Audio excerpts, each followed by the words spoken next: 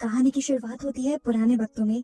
हमें स्किप्टू नाम का एक आदमी दिखाया जाता है मार्केट में, जिसके दुकान में सबसे ज्यादा कस्टमर आते हैं। इसी वजह से मार्केट के बाकी सभी दुकानदार उससे बहुत ज्यादा जला करते थे। स्किप्टू को उन लोगों की बिल्कुल टेंशन नहीं थी, क्योंकि उसका खुद का बेटा अर्दी बहुत ज्यादा बीमार था, जिसकी उसे सर्जरी करवानी थी और उसी के लिए वो पैसे जमा किया करता था। स्किप्टू की बहुत मेहनत के बाद उसके पास इतने पैसे जमा हो जाते हैं कि उसके बेटे अर्दी की सर्जरी हो जाए। सर्जरी सक्सेसफुल होती है और जैसे ही अर्दी सर्जरी के बाद अपनी आंखें खोलता है तो उसे कुछ अजीब दिखाई देता है। पहली मर्तबा होश आने पर ही उसे एक ऐसा इंसान दिखाई देने लगा था जो काफी डरावना था, मानो कोई जिन हो, और काफी वो बूढ़ा भी था। अर्दी उस पर ज्यादा ध्यान नहीं देता और उसे हॉस्पिटल से घर भी शिफ्ट कर दिया जाता है। उसकी मॉम और डैड काफी रिलैक्स थे, किसी को टेंशन नहीं थी, लेकिन अर्दी को घर पर भी अक्सर वो बूढ़ा इंसान नजर आने लगा था। आखिर तंग आकर अर्दी ये बात अपनी मॉम को बता ही देता है। मॉम भी परेशान होकर उसे डॉक्टर के पास लेकर जाती हैं। डॉक्टर उसकी आंखें चेक करते हैं, जहां उन्हें कुछ भी खराब नहीं दिखता। वो अर्दी की मॉम से कहते हैं कि शायद अर्दी को अर्दी की सर्जरी की टेंशन की वजह से हेलुसिनेशंस होने लगे होंगे। घबराने की कोई बात नहीं। ये सुनने के बाद वो लोग घर आ जाते हैं और यहाँ पर हमें स्किप्टो को दिखाया जाता है। स्किप्टो जब अपनी दुकान बंद कर रहा था तो उसे अपनी दुकान के बाहर से एक पोटली मिली, जिसे उसने उठाकर खोल दिया और देखते ही वो डर गया, क्योंकि इसमें काला जादू का सामान था। घबराकर उसने जाकर ये सारा सामान कचरे के डब्बे में फेंक दिया और अपने घर आ गया। इस पोटली को खोलने के बाद से उसके कंधों में बहुत ज्यादा दर्द था।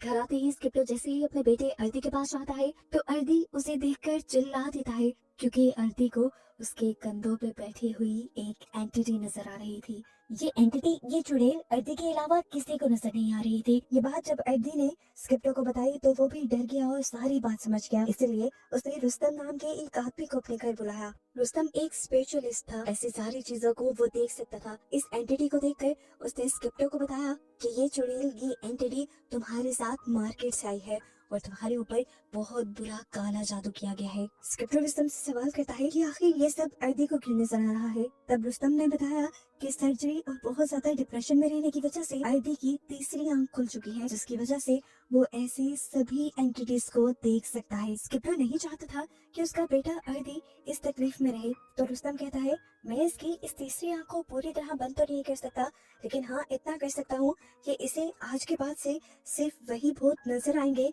जो इसे अपना आप दिखाना चाहेंगे। इस बात के लिए स्किप्टो मान गया और रुस्तम उसके ऊपर अपना मैजिक करने लगा।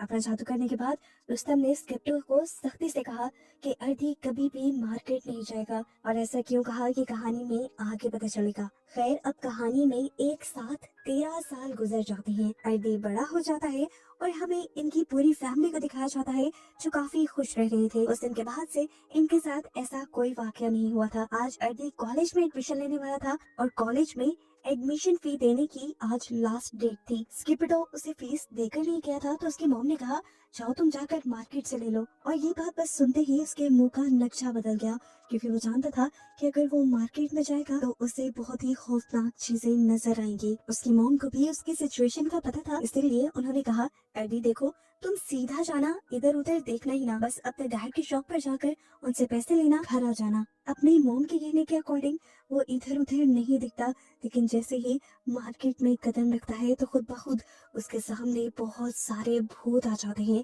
जिनसे वो काफी डर जाता है। ऐसे ही डरते हुए चलते चलते वो किसी आदमी से टकरा जाता है और गिर जाता है, जो आदमी उसे फिर बहुत डांटता है। उसे समझ नहीं आई कि ये आदमी उसके साथ इतना बुरा बर्ताव क्यों कर रहा था। एक दूसरे दुकानदार ने आकर अर्दी को संभाला और उसे कहा, इसकी बातों का बुरा मत मानो, इसकी बेटी अभी 2 दिन पहले मरी है। अर्दी को उसके लिए सुनकर बुरा लगा और वो अब अपने डैड के पास आ गया। अपने डैड के ऑफिस के बाहर खड़े ही उसे अपने डैड और अपनी अंकल की आवाजें आ रही थी। उसके अंकल स्किप्टो को कहते हैं, इतने लालची मत बनो, जो कर रहे हो वो मत करो। लेकिन स्किप्टो उसकी बात का कोई जवाब नहीं देता और अर्दी को अंदाजा हो जाता है कि उसके डैड कुछ तो बुरा या गलत कर रहे हैं। उसके अंकल भी गुस्से में निकलकर बाहर चले जाते हैं और स्किप्टो भी बाहर आकर अर्दी को देख लेता है। स्किप्टो अर्दी को पैसे देता है और पैसे लेकर अर्दी यहाँ से चला जाता है। जिसके बाद रात हो जाती है। स्किप्टो अपनी दुकान बंद ही कर रहा होता है कि आज दोबारा उसे अपनी दुकान के बाहर से एक पोटली मिलती है, जिस पोटली को उसने बिना कुछ सोचे समझे खोल लिया, यानी पहले वाली ही गलती की। इस पोटली को खोलते ही वो डर गया, क्योंकि इसमें इस मर्तबा काफी ज्यादा काला जादू का सामान था, जिसका मतलब कि जादू अब ज्यादा ताकत से किया गया था। और इस पोटली को खोलने के बाद से ही स्किपिडो को बहुत ही डरावनी शैतानी आवाजें आना भी शुरू हो गई थी, जैसे उसके चारों तरफ बस शैतानी रूहें मंडरा रही हों। इनके डर से वो जोर से चिल्लाता है, मैं जानता हूँ तुम मेरा कुछ नहीं बिगाड़ सकती, इसलिए मैं तुमसे बिल्कुल नहीं डरता। उसके कहते ही सारी आवाजें बंद हो जाती हैं और वो अपनी गाड़ी में बैठकर यहाँ से चला जाता है। घबराया हुआ वो घर पहुँचता है तो उसकी वाइफ उससे पूछती है, क्या हुआ स्किप्टो? लेकिन स्किप्टो उसे कुछ नहीं बताता और जाकर सो जाता है। नींद में भी अब उसे डरावने ख्वाब आने लगे थे। उसे ख्वाब में एक बूढ़ी लेडी दिखाई दी जो बोल रही थी कि 7 समुद्रों का जादू पूरा हो चुका है, इसीलिए सुबंगी तुम आ जाओ। सुबंगी एक शैतान था जिससे उस औरत ने स्किप्टो और उसकी फैमिली को बर्बाद करने का काम दिया। हम देखते हैं कि वो शैतान स्किप्टो के अंदर चला जाता है। स्किप्टो की बॉडी मुड़ने लगती है और उसे बहुत तकलीफ होती है। ये सिर्फ ख्वाब में नहीं हो रहा था, उसके साथ सच में भी हो रहा था। वो चिल्ला रहा था तकलीफ से और उसकी आवाजें अर्दी ने भी सुन ली। वहाँ जाके अर्दी ने देखा कि उसके डैड सो रहे थे, लेकिन वो ये नहीं देख पाया कि उसके रूम में एक शैतान भी था। सुबह बिल्कुल नॉर्मल होती है, सब जब नाश्ता कर रहे होते हैं तब स्किप्टो को खून की उल्टी लग जाती है, जिस उल्टी में जानवरों की हड्डियां भी निकल रही थी। ये देखकर सब घबरा गए। जब डॉक्टर के पास उसे ले जाया गया तो डॉक्टर को भी उसकी बीमारी की समझ नहीं आई और सारे परेशान हो गए। स्किप्टो को उसके दुकान के एम्प्लॉयज ने आकर बताया कि आप पर काला जादू किया गया है, इसलिए आप इस तरह बीमार हैं। स्किप्टो उनकी बात पर यकीन नहीं करता और उन्हें यहाँ से चले जाने को कहता है। क्योंकि स्किप्टो बीमार हो चुका था, इसीलिए स्किप्टो की दुकान स्किप्टो की वाइफ चलाने लगी और ऐसे घर अकेला पड़ गया। एक दिन जब आईदी का भाई छोटा घर में आया तो उसने घर में कुछ अजीब महसूस किया। एक दरवाजा खुद ब खुद खुल रहा था, जिसके अंदर वो चला गया। बाहर जाने पर उसने देखा कि बाहर वही पोटली थी जो पहले स्किप्टो को मिली थी। ना जानते हुए कि ये क्या चीज है, उसने ये खोल दी। पोटली खुलते ही उसके साथ भी वैसा ही अजीब सब कुछ हुआ। उसे भी डरावनी आवाजें आने लगी शैतानों की। वो समझ गया कि ये काले जादू की पोटली थी और अब उसके पीछे बहुत सारे शैतान पड़ चुके हैं। इन सारी चीजों से इस बच्चे की हालत बहुत ज्यादा खराब हो जाती है। रात में जब ये सब लोग घर आते हैं तो देखते हैं कि आरिफ को तेज बुखार था, साथ ही स्किप्टो की भी हालत और ज्यादा खराब होने लगी थी। अर्दी को स्किप्टो के कमरे से अजीब आवाजें आती हैं। वो जाकर देखता है तो स्किप्टो तड़प रहा था, जैसे कोई उसका गला दबा रहा हो। लेकिन ये कौन कर रहा था अर्दी को नजर नहीं आया। ये लोग स्किप्टो को उठाकर हॉस्पिटल ले गए। उसका जिस्म बिल्कुल बेजान हो चुका था, जैसे वो मर गया है। डॉक्टर्स ने बताया कि वो कोमा में जा चुका है। अर्दी अपनी डैड की इस हालत से पागल हो चुका था। वो उल्टा अपने अंकल पे ही गुस्सा होने लगा, क्योंकि उसे लगता था कि उसके अंकल उनसे जेलस होते हैं और उन्होंने ही ये काला जादू स्किप्टो पर किया होगा। अब क्योंकि स्किप्टो बीमार था, उसकी देखभाल के लिए भी किसी का होना जरूरी था, तो उसकी मॉम ने स्किप्टो के पास रहने का फैसला किया और अर्दी को अब दुकान की जिम्मेदारी मिल गई। वो जब दुकान पे गया तो उसे शॉकिंग न्यूज मिली कि अब उनकी दुकान में कस्टमर्स आना बंद हो चुके हैं, इसीलिए दुकान के एम्प्लॉयज भी छोड़कर जा रहे थे। ये सुनकर अर्दी और भी ज्यादा उदास हो गया। फिर उसने अकेले ही दुकान को मैनेज करना शुरू किया। रात तक कोई कस्टमर नहीं आया और जब पूरी मार्केट बंद हो गई तब एक कस्टमर आया। कि लड़की कोई इंसान नहीं थी, इस चीज का अंदाजा अर्दी नहीं लगा पाया। इस लड़की ने जो सामान मांगा अर्दी उसे देने लगा और जैसे ही अर्दी ने उस लड़की की तरफ सामान बढ़ाया तो लड़की ने उसे अपना चूड़े वाला चेहरा दिखाया। वो गुस्से में थी और अर्दी से कहती है, तुम लोगों की वजह से मेरी जान गई। ये सुनते ही अर्दी घबरा गया और वो लड़की उसकी दुकान से चली गई। अर्दी ने उस लड़की का पीछा किया तो वो पास की ही एक दुकान के अंदर गई थी और फिर जाकर वो एक कमरे के पीछे छुप गई। उसने उस कमरे का दरवाजा खोला तो देखा कि वहाँ पर काला जादू का सामान था। इतनी ही देर में इस शॉप का ओनर भी यहाँ पे आ गया, जो अर्दी को पकड़ कर डांटने लगा और उसे ब्लेम करने लगा अपनी बेटी की मौत के लिए। डर कर अर्दी वापस घर आ गया। वो समझ गया था कि उनके ऊपर काला जादू हुआ है, इसीलिए उसने रुस्तम को बुलाया, उसी आदमी को जिसने पहले भी उनका इलाज किया था। इनके घर आते ही वो आदमी परेशान हो गया, क्योंकि इतना सख्त काला जादू उसने आज से पहले कभी नहीं देखा था। वो जल्दी से इन लोगों को कुछ बैंड्स देता है जो इनकी हिफाजत करेंगे, लेकिन अब शायद इन बैंड से भी कुछ होने वाला नहीं था, क्योंकि अर्दी के भाई आरिफ की तबीयत बहुत ज्यादा खराब हुई और उसकी मौत जिसने अर्दी को पूरी तरह तोड़ दिया।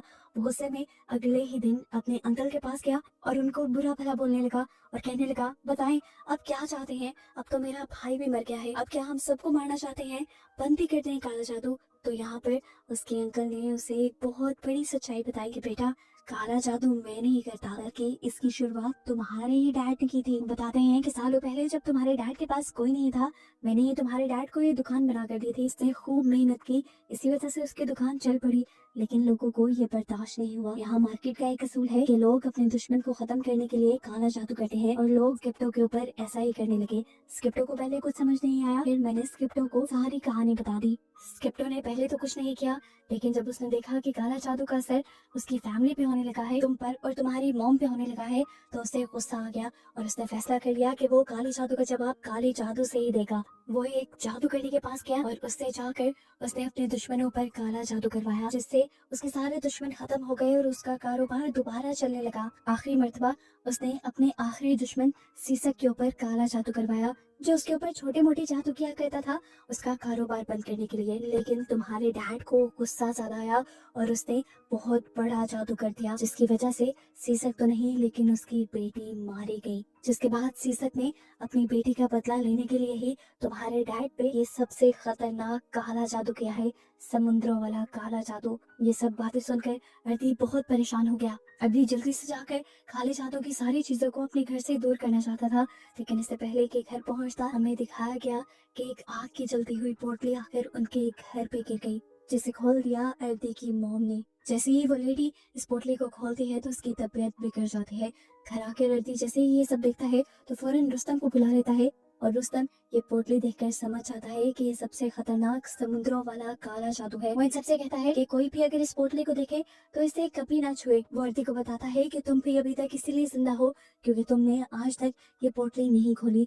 एक पोटली तुम्हारी मॉम ने खोली, इसीलिए वो भी अब मर जाएंगी। उससे पहले एक पोटली तुम्हारे भाई ने खोली थी, वो भी मर गया। और उससे पहले पोटली तुम्हारे डैड ने खोली थी और वो अभी तक कोमा में है। रुस्तम वो जादू वाली पोटली लेकर यहाँ से चला जाता है और कहता है कि मैं पता चला कर रहूंगा और उसका तोड़ भी ढूंढ लूंगा, तुम लोग बस अपना ख्याल रखना। लेकिन आज ख्याल रखने से काम नहीं होना था। एक परिंदे की शक्ल में एक शैतान अर्दी की मॉम के घर आया और उनका गला दबाकर तड़पा कर उन्हें मार डाला। अर्दी अब टूट चुका था, उसके पास तो कोई भी नहीं रहा था सिवाय उसके बहन के। वो अपना बदला लेना चाहता था, अपने डैड का बदला लेना चाहता था। इसीलिए रुस्तम उसके पास आया और रुस्तम ने उसे बताया कि मैं पता चला चुका हूँ ये जादू कौन सा है। इस जादू को सुबंगी शैतान की मदद से किया गया है, जिसे जगाना इतना आसान नहीं। इसे जगाने के लिए 7 समुद्रों तक जाना पड़ता है और 7 समुद्रों के पानी का इस्तेमाल करके जादू होता है, जिसके बाद ये शैतान जागता है। अगर तुम्हें इस सोबंगी शैतान को मारना है या सुलाना है तो तुम्हें उन 7 समुद्रों का पानी लाकर अपने डैड को प्योर करना पड़ेगा, जिसके जरिए उस शैतान को जगाया गया है।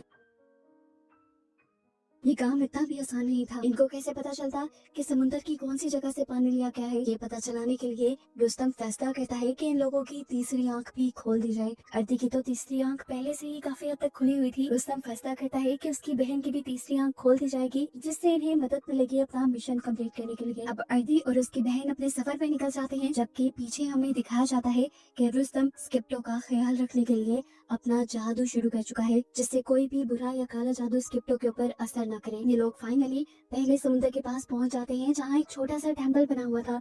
इन्हें बस यहाँ से पानी लेना था, लेकिन यहाँ पर मौजूद शैतानी आत्मा इन्हें बहुत ज्यादा डरा देती है, पानी नहीं लेने देती। लेकिन स्क्रिप्टो की बहन उसे चकमा देकर फाइनली ये लोग यहाँ से पानी लेकर आगे की तरफ बढ़ जाते हैं। इनकी तीसरी खुली हुई आंख ऐसे ही बाकी 6 समुद्रों पर बने टेम्पल को ढूंढने में मदद देती है, और हर समुद्र पर पहुंच कर ये लोग बहादुरी से शैतानी पावर्स से लड़कर आखिर अपने डैड को बचाने के लिए पानी लाने में कामयाब भी हो जाते हैं। लेकिन अब भी एक बहुत बड़ा ट्विस्ट है, ये लोग अपने डैड को बचा भी पाएंगे कि नहीं, क्योंकि इनको घर पहुंचते हुए पूरी रात लग जाएगी। और यहाँ हमें सुबंगी शैतान को दिखाया जा रहा है, जो पहुंच चुका है इनके घर इनके डैड को मारने के लिए। सुबंगी को रोकने के लिए रुस्तम कॉन्टिन्यूस अपना जादू कर रहा था, जिससे सुबंगी को थोड़ी थोड़ी तकलीफ हो रही थी। इसीलिए सुबंगी ने पहले स्क्रिप्टो को मारने से पहले रुस्तम को ही मारने की प्लानिंग की। ये अजीब सा डरावना सींग वाला शैतान पहले रुस्तम के ऊपर ही हमला करके उसे मार देता है, और फिर उसे घर पे नजर आते हैं अर्दी के अंकल।